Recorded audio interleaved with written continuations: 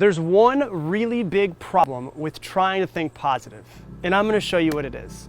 See, this is clean water, and this represents how you're born. Perfect, no flaws, a clean slate. But then life happens.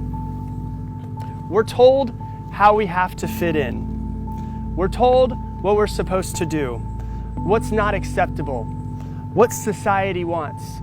Some people get told that they're stupid. They get told that they're fat. They get told that they're not enough. We have some failed relationships. We go on Instagram and we compare ourselves with other people.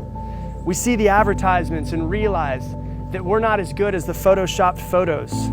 And what happens? We become negative and we start having negative self-talk. So not only is there negativity outside of you, but the negative self-talk is now negativity inside of you. Life happens. It's impossible to go through life without getting some scars. But then we hear that we should think positive. And that's like taking a little bit of clean water and pouring it in. It makes it a little bit more clear, but it doesn't make the negativity go away. And at this point is where most people give up. They say that positive thinking doesn't work.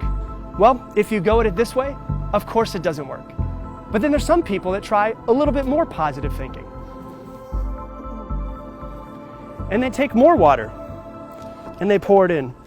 And it becomes a little bit more clear and a little bit more clear, but it's still dirty. But then you have to realize that this is how you have to be. You have to search for the positive things in your life. You have to find the things to be grateful for, the things to be happy about. You have to be intentional about creating positive relationships and an environment in your life that's positive. Because thinking positive isn't something that you do sometimes. It's something that you have to do all of the time. You have to be proactive about it. You have to realize that the world is inherently negative, and you have to be intentional every day about filling yourself with positivity. And if we do, this is what our mind will become.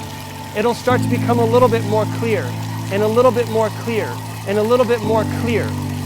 Because see, positive thinking isn't something that you do sometimes. It's something that you have to do all the time.